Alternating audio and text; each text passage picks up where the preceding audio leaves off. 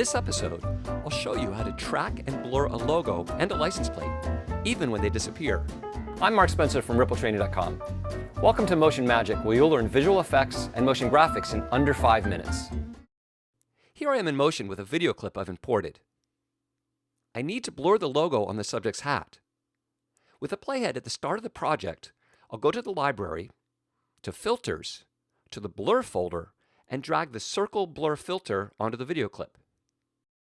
I'll reposition the center over the logo and adjust the amount and the radius in the heads-up display. Since the on-screen controls are in the way, I'll now press Command// to toggle them off while I adjust the parameters. Then I'll toggle them on again. Now, if I scrub the project, the blur stays still while the logo moves around. To make the blur move with the logo, I'll go to the inspector, to the Filters tab, and from the pop-up menu next to the center parameter, I'll choose Add Parameter Behavior, Track. A red plus sign in a red circle appears in the center of the blurred area. This is the tracker. In the HUD, I'll change the transform to Attach to Source so that the tracker stays centered on the blur as it tracks the logo. Then I'll click Analyze in the heads-up display. The tracker tracks the logo until our subject turns and the logo disappears from view. Then it fails and stops. If I press Command// to disable the overlays and play that back, we see we have a good track for the first half of the clip. I'll turn the overlays back on. But what about the rest of the clip? I'll move the playhead to the end of the clip, then reposition the tracker on the logo. Because we set the tracker to Attach to Source, this action will reposition the blur as well once I analyze this part of the clip. In the HUD, I'll check the Reverse checkbox, then click Analyze. The tracker tracks backwards up until the logo disappears, and once again it stops. If I turn off the overlays again and play the full clip, the logo now stays blurred the entire time.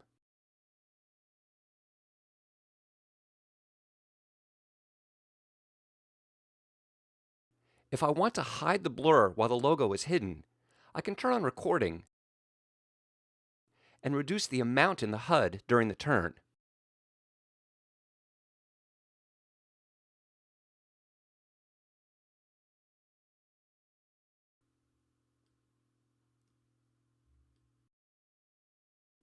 In this clip, I want to track the license plate. Notice how it moves off the screen due to the camera movement.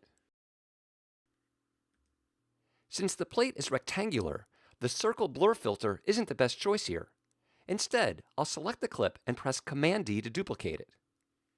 Then I'll select the Bezier Mask tool and click around the corners of the plate to create the mask. If I disable the original clip, we can see I've isolated the license plate. Now, I'll go back to the library, to the blur filters, and this time apply the Gaussian blur filter. I'll increase the amount in the HUD, then I'll select the mask and add some feathering. If I want to blur it more, I'll select the filter and go to the inspector where I can increase the blur.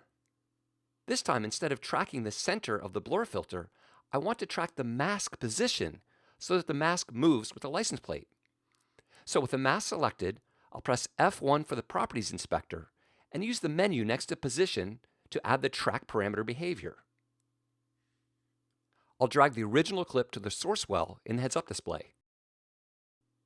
Now, since the license plate moves off the screen, I'll make sure Transform is set to Mimic Source.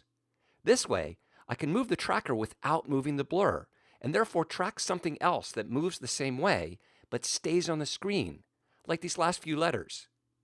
If I hold down the Option key, Motion shows me good tracking spots with red crosses. I'll select this one. Now I'll click Analyze. If I press Command- to zoom out and play that back, we can see the mask stays attached to the license plate, even when it moves off the screen. Click the subscribe button below. If you have an idea, comment, or suggestion, leave those below as well. Go to RippleTraining.com for fast professional training on Final Cut Pro, Motion, and DaVinci Resolve from industry professionals.